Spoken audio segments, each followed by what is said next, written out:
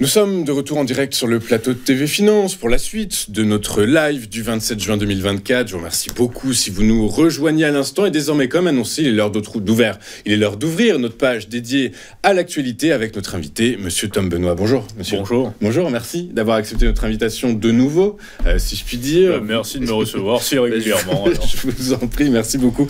Tom Benoît, vous êtes essayiste, entrepreneur, directeur de la rédaction du trimestriel Géostratégie, très au point sur les questions économique, et ça va être l'objet de ma première question, puisque à l'heure actuelle se pose donc la question de après l'annonce de la dissolution par le président français Emmanuel Macron, de la recomposition de la chambre basse du Parlement, avec une majorité absolue, une majorité relative, bref, tous les deux principaux blocs qui ont émergé y vont de leur programme économique. Ceci étant, se pose la question de savoir, est-ce que malgré tout il faut préserver les acquis libéraux d'Emmanuel Macron, du macronisme? Je ne pense pas qu'Emmanuel Macron ait un bilan libéral, au contraire. Il a un bilan américain, financiarisé. Il a favorisé les grands groupes américains, notamment Amazon. On s'en est aperçu au sommet Chose France assez récemment.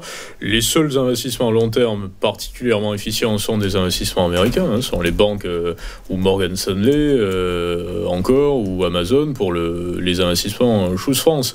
Donc je n'ai pas l'impression qu'il y ait des acquis libéraux. Si vous faites référence à la suppression de l'impôt sur la fortune transformé... Je vous coupe un instant pour vous donner quelques exemples. C'est effectivement, alors on a l'ISF transformé en IFI, l'ISF qui avant était sur un ensemble d'actifs, aujourd'hui réduit juste au patrimoine immobilier. On a la défiscalisation des heures supplémentaires, on a l'exonération de la taxe d'habitation, tout ça quand même ce sont des mesures libérales que l'on peut mettre en avant et à l'actif du président Emmanuel Macron. Oui, d'une main récupérée par l'autre, parce que l'exonération pour 80% de la population de la taxe d'habitation, par rapport à la situation inflationniste sur le plan monétaire, ou même l'augmentation des taxes foncières dans bien des villes comme Paris, je crois qu'elle n'a pas été perçue comme 400, 500 ou 1000 euros de plus dans le panier des Français. L'impôt sur la fortune immobilière, là aussi... Moi, c'est une mesure à laquelle j'étais parfaitement opposé, parce que vous avez un yacht qui coûte 15 millions d'euros et vous avez un appartement à Paris qui coûte 800 000 euros. Vous ne payez pas d'impôt sur la fortune immobilière. Précédemment, vous payiez l'impôt sur la fortune. Vous deviez vous acquitter d'un impôt sur la fortune. Par contre, aujourd'hui, vous avez un appartement à Paris qui coûte 700, 800 000 euros et une maison de campagne. Vous dépassez le 1,5 million, vous devez vous acquitter de l'impôt sur la fortune immobilière. Ça veut dire que l'impôt sur la fortune immobilière... 1,3 million, c'est 1,3 million. C'est 1,3 million, voilà. Effectivement, à ces niveaux-là, on n'est plus à la marge de 1,5 million, 1,3 million. Et avec des barèmes, mais je veux dire, c'est... Littéralement, quand Emmanuel Macron dit, avec une forme de désinvolture à laquelle il est devenu habitué, mais qui n'est pas digne d'un président de la République, c'est du même ordre que la grenaille dégoupillée. Lorsqu'on est président de la République, on ne peut pas se permettre de dire « je leur ai lancé une grenade dégoupillée ». En faisant référence à l'annonce de la dissolution. À l'annonce de la dissolution. Et il y a quelques années, lorsque Emmanuel Macron a transformé l'impôt sur la fortune en impôt sur la fortune immobilière, il avait déclaré « mais je n'aime pas l'immobilier parce que ça sert à rien » ou quelque chose du genre.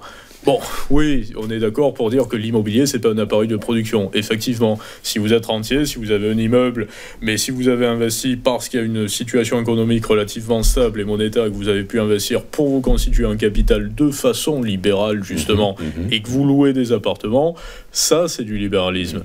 Par contre, dire à ces gens-là, aux personnes qui ont constitué un capital immobilier, non, ça sert à rien l'immobilier, il faut que vous payiez des taxes supplémentaires parce que l'immobilier c'est bloqué et ça doit repartir d'une façon ou d'une autre, cette richesse-là bloquée en immobilier dans les caisses de l'État, c'est pas libéral du tout. Donc l'impôt sur la fortune immobilière est une mesure qui est parfaitement contre-libérale, au contraire. Elle est soviétique, c'est une mesure qui vise à ponctionner la richesse par le biais de l'immobilier. Ce qu'il y a de plus stable en matière de richesse, c'est l'immobilier aujourd'hui. La pierre, effectivement, L'or, c'est peu maniable, ça repose sur aucun utilitarisme sous-jacent, c'est un placement purement financier finalement, parce que une fois qu'on a ces lingots d'or dans un coffre à la banque, je parle de l'or physique, il ne nous reste plus qu'à espérer, à attendre, bon là c'est le cas en l'occurrence aujourd'hui, que le cours de l'or monte pour sécuriser son actif ou pour le vendre. Alors que lorsqu'on a de l'immobilier, on peut en profiter, premièrement, on peut donc en jouir et aussi le louer et récupérer des revenus, obtenir des revenus de son patrimoine immobilier. Et ça, c'est un écosystème qui est libéral. Et Emmanuel Macron s'oppose à cela en profitant justement de l'actif qui était de loin le plus stable, l'actif immobilier, pour dire on va ponctionner votre richesse en vous obligeant à repasser par une case monétaire, c'est-à-dire à renvoyer de l'argent, de la liquidité, tout simplement parce que vous avez de l'immobilier, mais même pas parce que vous avez de l'argent. Vous avez de l'immobilier que l'on estime à une valeur, qui est de surcroît de plus en plus théorique, puisqu'on s'aperçoit que le parc immobilier aujourd'hui est sur une pente plutôt, c'est un marché plutôt descendant. On n'a pas on a une paralysie du marché de l'immobilier. On reviendra sur le marché de l'immobilier. On reviendra ensuite. Mais donc les mesures libérales d'Emmanuel Macron, et l'exonération et la défiscalisation des heures supplémentaires, c'est marginal, mais ça c'est tout. Oui, mais ça c'est de la littérature, si je puis dire. Vous aviez chaque président de la République ou chaque Premier ministre, il y a eu la loi Fillon, le CICE, il y a une dizaine d'années qui favorisait les petits salaires, les SMIC. Donc je veux dire, il y a c'est pas une mesure d'Emmanuel Macron, la défiscalisation sur les heures supplémentaires. Ça s'inscrit dans des mesures latentes qui, quoi qu'il en soit, sont faites, sont opérées et qui portent des noms différents. D'accord, c'est une forme d'inertie sociale en fait, par la force des choses induites par notre philosophie, nos valeurs communes, etc. en quelque sorte. Notre modèle politique. Oui, nos valeurs communes et surtout par rapport à une usine à gaz aujourd'hui juridique qui fait que si vous n'avez pas d'exonération, si vous n'avez pas de capacité à défalquer, si vous n'avez pas des paniers repas, vous ne pouvez plus salarier personne tout simplement. Il n'y a aucun salarié, y compris payé au SMIC, qui pourrait gagner sa vie correctement, se payer un loyer s'il n'avait pas justement un patron qui profite de charges allégées par des paniers repas, par des heures supplémentaires défiscalisées, et puis après de notre côté des aides sociales pour se payer le complément de son loyer. Donc ça s'inscrit dans une usine à gaz, je dis littéralement, il faudrait une amnistie aujourd'hui, si on voulait revenir, mais pour ça il faut être souverain. Une amnistie, c'est-à-dire il faudrait une amnistie réglementaire qui fasse que l'on puisse considérer qu'un salarié payé au SMIC par exemple à 1200, 1300, 1400, le SMIC est à 1200 et quelques en net, mais certains veulent le monter. Donc si le SMIC est établi à 1300 €, je pense qu'il faudrait considérer qu'un patron puisse avoir 200 ou 300 € de charges patronales au maximum sur ce SMIC. Sur ce salaire-là, sur ce SMIC, sans exonération alambiquée, parce que plus le système est alambiqué, moins les économies profitent premièrement aux plus défavorisés, c'est une réalité, parce qu'on les enferme dans une forme de dictature. C'est-à-dire que vous avez un panier repas, par exemple, qui équivaut à 10 €, mais vous n'allez pas vous nourrir, manger ce que vous voulez avec ces 10 €. Vous allez devoir dépenser vos 10 € de panier repas à tel endroit, parce que c'est un ticket restaurant. Donc, il y a une forme réellement aujourd'hui de surcharge de normes qui impose justement chaque mandature, chaque président de la République, chaque ministre à dire on va être obligé d'alléger ou de permettre de trouver une porte de sortie pour ces normes en défiscalisant. Non, mais ce qu'il faut faire, c'est supprimer tout un... il faudrait une espèce de Grenelle de la norme, en fait, en quelque sorte. Oui, c'est pour ça que je disais d'amnistie, revenir finalement aux normes qui sont nécessaires et aux écosystèmes qui sont nécessaires, y compris on parle beaucoup de transition écologique aujourd'hui, par exemple. Moi, je m'inscris en faux en disant que vous avez un système qui repose quand même, le système entrepreneurial occidental, français, encore plus français, puisqu'on est un pays dans lequel il y a beaucoup de prélèvements obligatoires, sur le principe de défalquer. Vous générez. D'ailleurs, il n'y a presque pas de résultats positifs. Défalquer, c'est une soustraction. Voilà.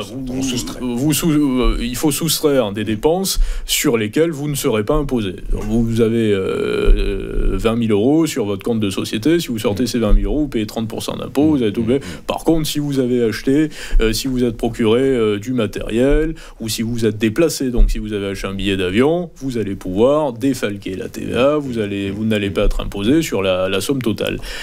Le principe de contraindre, parce que ce principe de contrainte pour générer de l'activité, qui avait été établi justement pour générer du mouvement, pour secouer le cocotier, pour le dire d'une façon prosaïque, est un principe qui est contre-écologique. Parce que si vous voulez générer de l'activité là où il n'y a pas de demande d'activité, vous allez à l'encontre de l'écologie. L'écologie, c'est quoi? C'est l'archaïsme.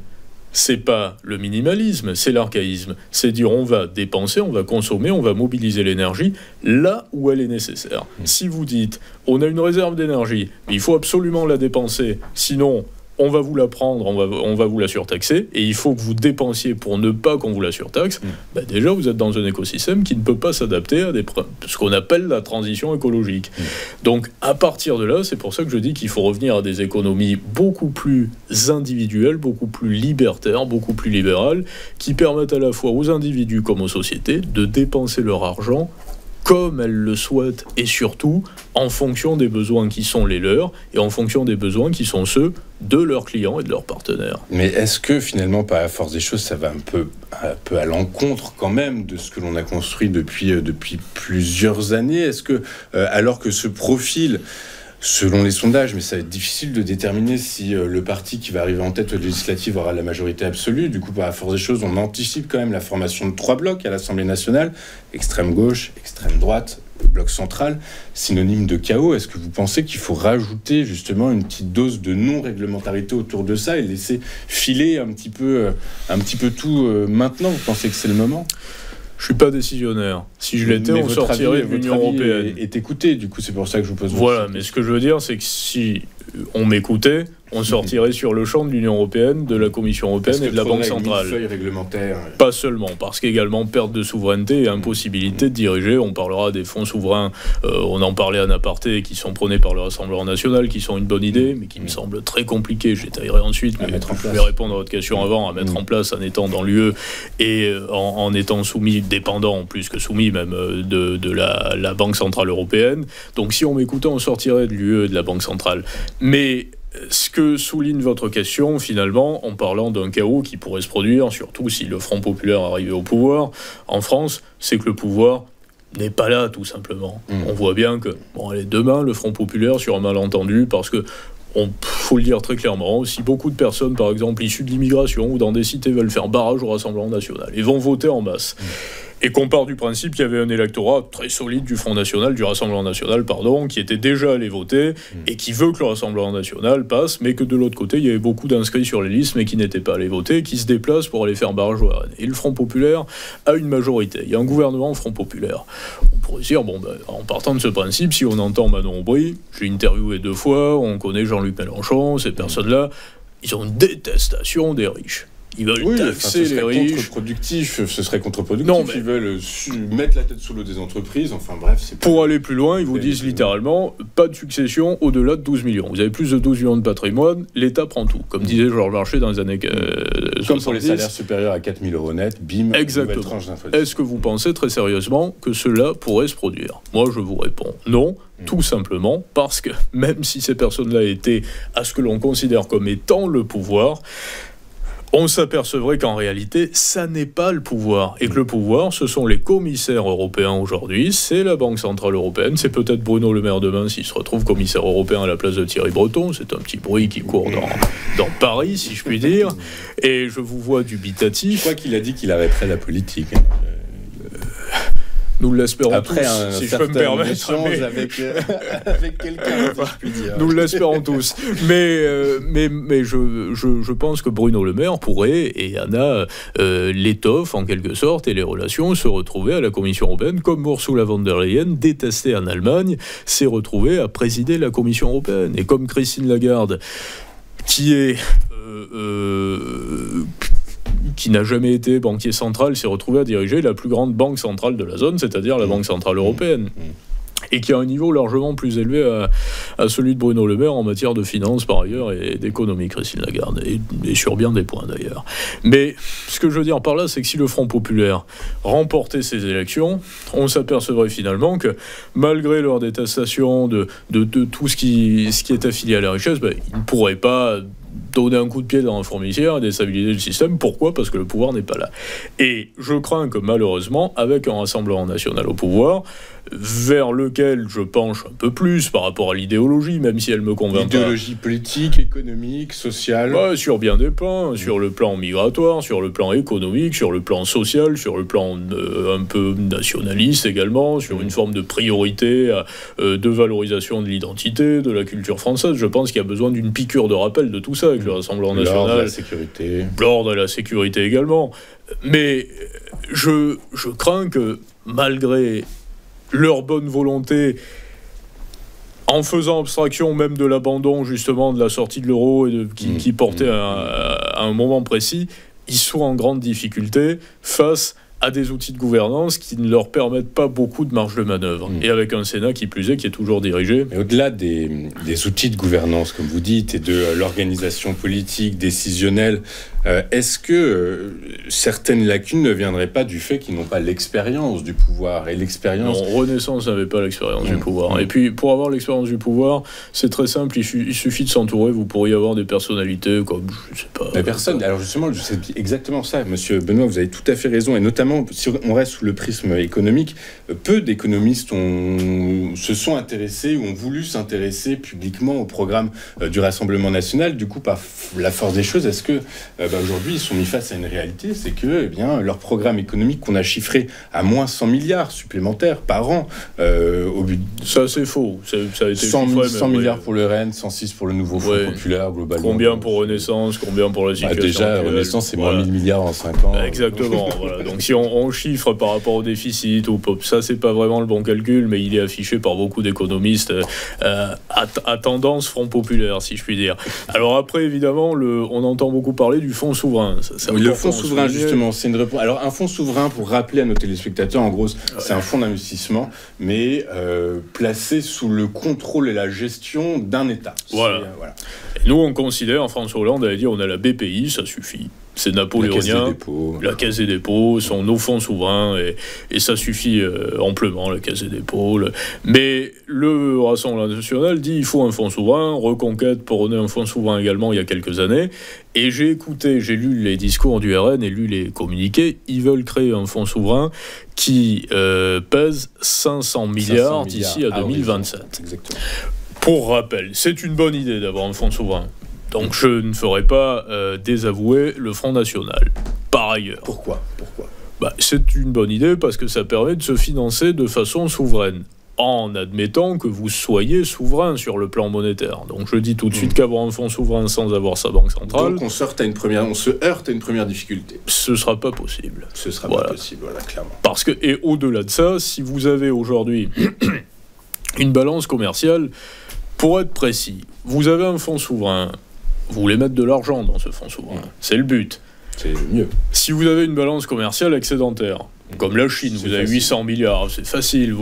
Si vous êtes un pays comme l'Irlande, qui a son fonds souverain, c'est pas très compliqué comme également. La Norvège, plus grosse. La Norvège, voilà. Vous avez du gaz, du pétrole, vous avez des énergies. Il y a des entrées de devises. Il y a des entrées de devises.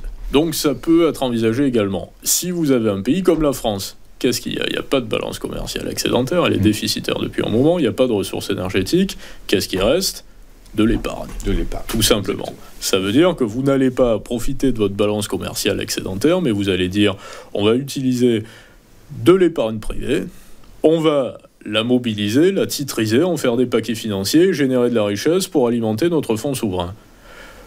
Déjà, personnellement, je suis plutôt opposé à la méthode. Mais j'y reviendrai à la mobilisation de l'épargne des ménages. De surcroît dans la période trouble que l'on connaît aujourd'hui.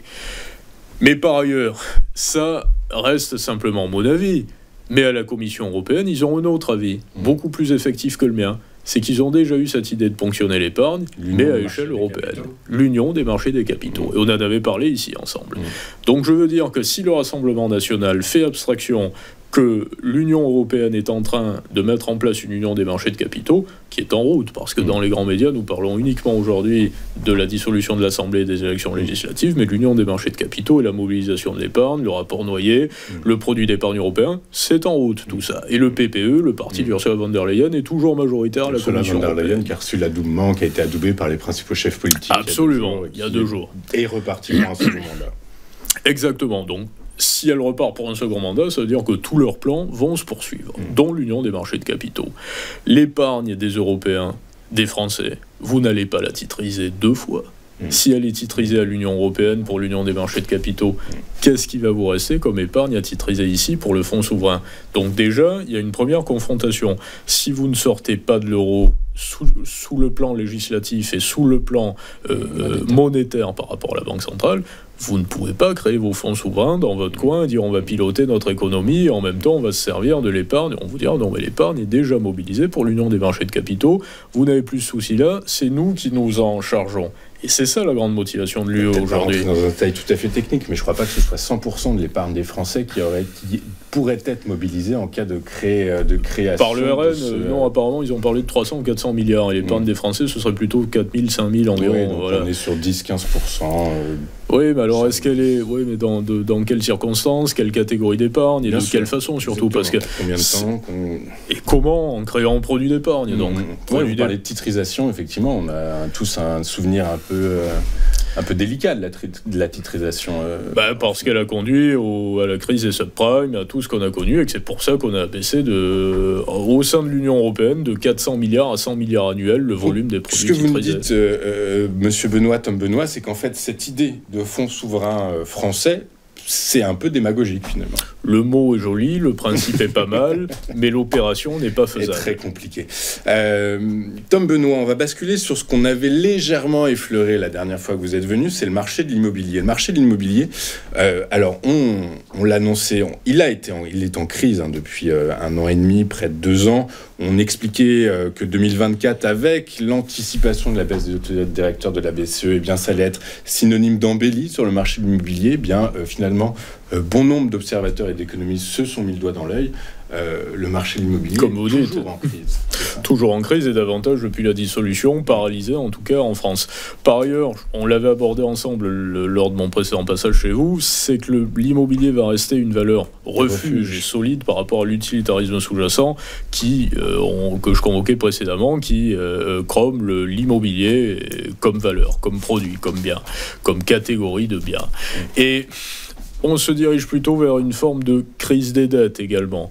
Donc, étant donné qu'on se dirige vers une forme de crise des dettes, le marché de l'immobilier ne devrait pas s'effondrer lui aussi. Par contre, le marché de l'immobilier est étroitement dépendant de la politique monétaire. Donc, effectivement, si on n'injecte pas de liquidité dans l'économie, forcément qu'il y a une paralysie dans un premier temps et par la suite une forme de baisse du marché de l'immobilier. Crise des dettes, pourquoi? Parce que tous les pays occidentaux, notamment la France, qui émet des titres obligataires, et Bruno Le Maire me l'a avoué à demi-mot en filigrane lors de l'interview, lors de notre échange, que tout le monde a vu, et en disant et en essayant, en tentant de faire porter la responsabilité par à la fois la dissolution et les perspectives d'accession au pouvoir du Rassemblement national, nous n'avions pas de mal à émettre de la dette. Et aujourd'hui, tout cela s'est effondré. Et qu'est-ce que cela veut dire? Que les 284 milliards de titres obligataires qui avaient été prévus pour être émis sur les marchés en 2024. En 2024, cette année, ce qui est un montant record, vont être probablement plus difficiles à placer sur les marchés que ce que Bruno Le Maire ou ses conseillers, plus que lui-même, je l'imagine, avaient présagé. Et c'est le cas aux États-Unis également. Les Américains émettent, je crois, un volume considérable de plusieurs centaines de milliards supplémentaires de dettes à courte maturité, ce qu'on appelle les T-bills aux États-Unis. Les T-bonds. Absolument. Pour d'ici l'année en cours aux États-Unis, l'année budgétaire, c'est de septembre à septembre, c'est une année scolaire. Et donc d'ici à l'automne. Mais qu'est-ce que ça veut dire? Ça veut dire que la Réserve fédérale avait prévu d'abaisser ses taux directeurs pour soutenir l'économie américaine. Mais sauf que si la Réserve fédérale abaisse ses taux directeurs, vous avez pléthore de fonds d'investissement qui ne vont plus pouvoir engranger des quantités énormes de liquidités et soutenir le système obligataire américain.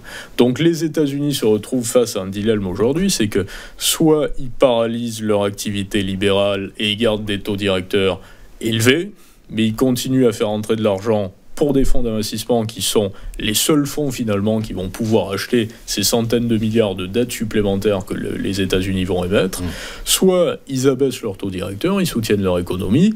Mais à ce moment-là, étant donné qu'on peut largement présager que les Chinois vont acheter beaucoup moins de titres américains cette année qu'ils n'en ont acheté l'année passée, ils en avaient acheté beaucoup l'année passée, mais ils vont en acheter beaucoup moins, et que tous les pays des BRICS vont se liguer pour acheter... Parce qu'ils se dédollarisent, c'est ça que vous voulez dire? Premièrement, parce qu'il y a une inimitié. Au-delà du dollar... C'est de la géopolitique pure. C'est de la géopolitique. C'est l'économie, c'est la stratégie économique.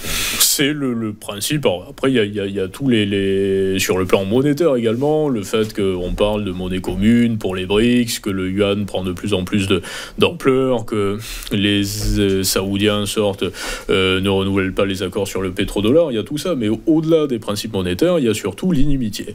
Les taxations douanières, par exemple, une forme de démondialisation forcée où, finalement, avant de rentrer dans ces contrées, tout le monde commence à se mettre sur ses gardes en disant « ça peut sentir très mauvais ». On collaborait jusqu'à présent, mais là on voit qu'on peut arriver à des... Monsieur Benoît, je vais être piquant volontairement, mais très volontairement. Je vous en prie. Et je vous prie de m'en excuser, vraiment. Vous êtes pardonné d'avance. C'est mon job. On faisait référence à cette interview avec Monsieur le maire. Ouais. Principalement, vous êtes écharpé sur qui détient la dette française. Et effectivement, Monsieur le maire a eu énormément de mal à vous dire qu'une partie de cette dette était détenue par des établissements financiers et des assureurs étrangers. Énormément de mal, il vous l'a à peine dit. Et c'est très malheureux. Mais tout le monde le sait, en plus. Je ne sais pas pourquoi il a eu du mal à vous le dire. Ce que vous nous dites cependant sur la dette américaine, c'est que les Chinois vont acheter de moins en moins de titres américains. Absolument. Et que finalement, ce sont les fonds d'investissement américains qui vont se retrouver seuls détenteurs. Mais si je vous écoute bien, vous nous dites que ça peut créer des remous quand même quant à l'évolution, notamment du dollar face au panier de devises auquel il est référencé. Du coup, est-ce que vous contredisez pas un petit peu ce que vous mettiez en avant il y a 3 semaines, un mois, lors de cet échange avec le ministre de l'économie? Non, à quel niveau contredire, vous voulez? Eh bien, qu'un État un État dont la dette est détenue à 100% par des établissements financiers locaux, nationaux, et ben finalement, c'est peut-être pas plus mal. Attention, je n'allais pas jusqu'à ce principe-là. Je demande simplement au ministre de l'économie qui sont les prêteurs. C'est ça qui est important. Ça, je porte pas de jugement en disant, voyez, les prêteurs sont étrangers. C'est pas parce qu'à 50% ils sont étrangers. Absolument pas. Ce que je veux dire, c'est que si Bruno Le Maire me répond tout simplement, effectivement, l'essentiel des prêteurs étrangers sont russes, c'est ça que lui dirais. De sa part. Est-ce qu'on peut avoir le retour justement de cette interview? C'est ça que vous auriez voulu qu'il vous réponde? Non, j'aurais voulu qu'il me réponde la réalité, c'est-à-dire qu'il y a un jeu de passe-passe entre les États-Unis et la France. Dans l'absolu, ce qui est la réalité, c'est que même nous achetons des titres obligataires américains, que les Américains en achètent beaucoup par le biais de BlackRock et de grosses sociétés de gestion, que les Chinois en achetaient beaucoup jusqu'à présent, qu'ils en achèteront moins, que les Saoudiens en achètent beaucoup également et que les Qataris détiennent une grande part aujourd'hui de l'aspect législatif également, de la part de capacité législative sur le pays. C'est pour ça que les Qataris paient très peu d'impôts. Il y a une forme de... C'est ça que vous entendez par peser sur l'aspect législatif. Voilà, il y a tout simplement parce qu'ils n'ont pas de l'argent. Vous avez une société, par exemple, un club de foot. Le président du club de foot, de la société sportive, en France, il est Qatari, il ne paie pas d'impôts sur le revenu pendant 5 ans. Ça, c'est un privilège qui est évidemment induit par le fait que les Qataris nous achètent des titres obligataires. Donc ce que j'attendais de Bruno Le Maire, c'était une transparence sur ce point-là. Il l'a pas eu. C'est dommage, c'est regrettable. C'est très drôle d'ailleurs parce que j'ai vu sur les réseaux sociaux des personnes qui ont souligné un point que j'avais pas souligné, c'est qu'il me dit, vous savez, il y a un tiers qui est là, un tiers ici, un tiers là et un tiers là. Et ça fait 4 tiers.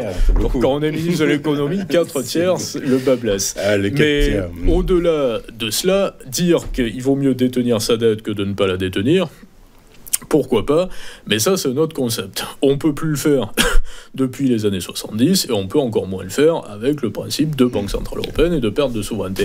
Mais je n'entrais même pas dans ces détails-là. Moi, ce que je voulais souligner, c'était réellement la possibilité de faire de la prospective et de dire, bon, si vous me dites que tous les pays qui achètent sur les marchés nos titres obligataires sont des pays avec lesquels nous sommes aujourd'hui ennemis ou avec lesquels règne une inimitié, ils n'achèteront plus ces titres. Si vous me dites que ce sont les Américains, il est possible qu'ils continuent à acheter des titres et qu'ils viennent plus tard se payer sur la dette. La réponse, c'est ça, la finalité. Ça va être logique, je comprends. Pour rester, alors je vous remercie beaucoup pour ce petit... bien sûr. Ce petit écart, en tout cas, merci de mettre tout au clair vraiment cette interview, parce que franchement... je vous en prie, c'est avec grand plaisir. Merci beaucoup, on va rester sur le marché de l'immobilier, du coup, on va revenir sur le marché de l'immobilier français, donc 2024, on s'en sortira pas mieux. Non, en 2024, on s'en sortira pas mieux parce qu'il n'y aura pas de liquidité sur les marchés et on va être dans une... Par contre, peut-être par rapport à la situation politique également, et ne serait-ce que sur le terrain beaucoup plus psychologique des vendeurs, là, parce que le marché immobilier est un marché tellement profond que la psychologie ambiante compte beaucoup.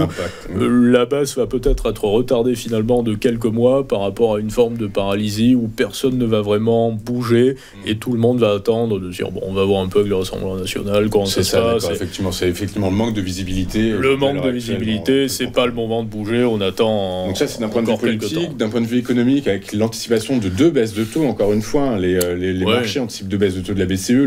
Un des gouverneurs de la Banque centrale nous a rappelé qu'également la trajectoire de l'inflation était bien orientée. Du coup, par la force des choses, il n'y avait pas de raison que la BCE ne baisse pas encore 2 fois ses taux d'ici à la fin 2024.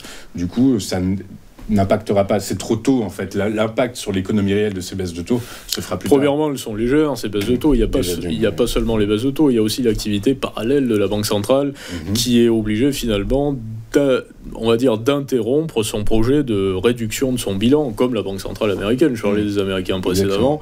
Ce qu'on appelle le quantitative tightening, qui est l'inverse du quantitative easing, où la Banque centrale essaie de réduire justement la taille de son bilan, a été interrompu pour les raisons que j'évoquais par les Américains, parce que sinon il y a une crise des dettes. Ils sont obligés de faire quelque chose. Et généralement, lorsque les États ou les gouvernants, alors on dit les États parce que le souverain aux États-Unis c'est l'État et la Réserve fédérale, ici c'est la Banque centrale européenne et l'Europe, lorsque le souverain est obligé de faire quelque chose, forcément ça veut dire que le bilan va grossir de la Banque centrale. Parce que s'il a fait quelque chose, il a soutenu. Et là on s'aperçoit qu'avec l'envolée, la légère envolée des taux, qui est, il faut le rappeler, beaucoup plus liée justement à la politique de maquillage des comptes publics qui a eu lieu ces derniers temps et qui a affolé justement les agences de notation, totalement.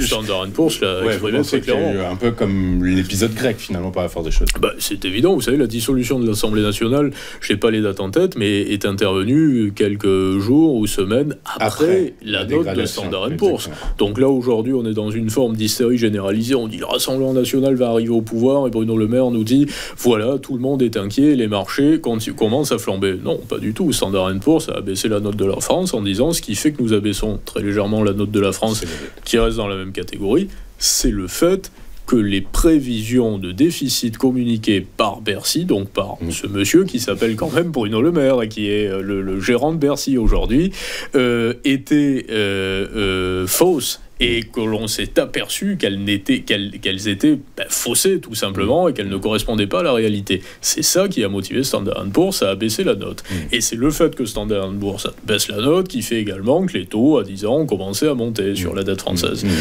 Donc on comprend que de toute façon, le résultat des législatives, l'issue des législatives le 7 juillet au soir, le 8 juillet au matin sera déterminant de toute façon pour les trajectoires, pour la trajectoire économique. Si c'est le Front populaire, ça va être compliqué, oui, quand même. Ouais, de toute façon, ce sera compliqué, quoi qu'il arrive. Ce sera compliqué parce que pour clôturer vraiment le propos sur le Rassemblement national, ils auront 2 choix. Et il n'y aura rien entre les deux. Trahir l'élite européenne ou trahir des personnes qui ont peut-être voulu voir la mariage plus belle qu'elle ne l'était, qui se sont dit le parti est vraiment souverainiste, vraiment nationaliste, ils veulent que l'on soit indépendant, ils veulent créer un fonds souverain, donc ils sont souverains. Et le Rassemblement national devra faire venir soit des conseillers qui viennent de l'UE, soit des conseillers qui viennent des milieux libéraux français. Mais il n'y a rien entre les deux. Mais de toute façon, il n'y a rien entre les deux. Du coup, écoutez, on verra tout ça. On arrive à la fin de cette interview. Monsieur Benoît, une dernière question. Est-ce un hasard ou non, mais Julian Assange a été libéré en plaidant coupable avant-hier. Qui ça arrange ? Très sincèrement, je ne le sais pas, je n'en ai aucune idée. C'est évidemment surprenant. On peut imaginer, mais là, ça reste réellement de la fiction sans valeur ni de prospective ni d'analyse, parce que c'est parfaitement, c'est du ressenti, du feeling, que l'administration Biden a préféré sortir avec le beau rôle, peut-être en libérant Julian Assange avant que Donald Trump ne revienne au pouvoir. Et c'est peut-être que la motivation est là. Très sincèrement, je ne le sais pas. Mais ce que je vois aujourd'hui, c'est qu'il y a 2 catégories d'États profonds aux États-Unis. J'en ai parlé régulièrement ces derniers temps. Il y a un État profond qui correspond à l'état d'esprit d'État-nation. Donald Trump, opposé au wokisme, opposé aux monnaies numériques de banque centrale, pour les économies, pour la réalité de l'économie américaine. Et il y a une administration Biden qui est un État très puissant également, qui dirige le monde, qui est au contraire pour pour BlackRock, pour ces sociétés qui sont les nouveaux géants finalement, qui dirigent d'une façon beaucoup des nouveaux décisionnaires finalement. Nouveaux décisionnaires, mais qui sont prêts à trahir même les États-Unis. BlackRock peut trahir les États-Unis, alors que Trump ne peut pas trahir les États-Unis. Mais ce que je veux dire, c'est que c'est la grande différence entre ces 2 catégories. Donc il y a une rivalité entre les deux, il doit forcément y avoir des manœuvres entre les 2 clans qui sont instrumentalisés. Écoutez, on suivra tout ça avec attention. En tout cas, effectivement, le moment est bien choisi pour quelqu'un, pour quelques-uns. On ne sait pas lesquels. On verra tout ça plus tard. Merci beaucoup, Tom Benoît. Merci de m'avoir reçu. Je vous en prie. Merci beaucoup d'avoir accepté notre invitation. Vous êtes économiste, essayiste, entrepreneur et également directeur de la rédaction du trimestriel Géostratégie. Absolument. Merci beaucoup. Bonne fin de journée. Nous, on se retrouve demain pour la suite et la fin on se retrouve demain, oui, la suite et la fin de cette semaine. 2 commentaires d'analyse de l'évolution des marchés financiers, de l'évolution de la transformation, de l'évolution et la transformation de l'échiquier politique français à l'heure actuelle, mise en œuvre. Et vous reverrez, vous pouvez revoir toutes ces interviews, toutes ces interventions sur notre site internet ou notre chaîne YouTube. Et demain, écoutez, on se retrouve à 8h55 pour la dernière émission de la semaine. 2 commentaires et d'analyse sur l'évolution des marchés financiers. Je vous souhaite une très bonne journée sur Téléfinance et je vous donne rendez-vous demain à 8h55.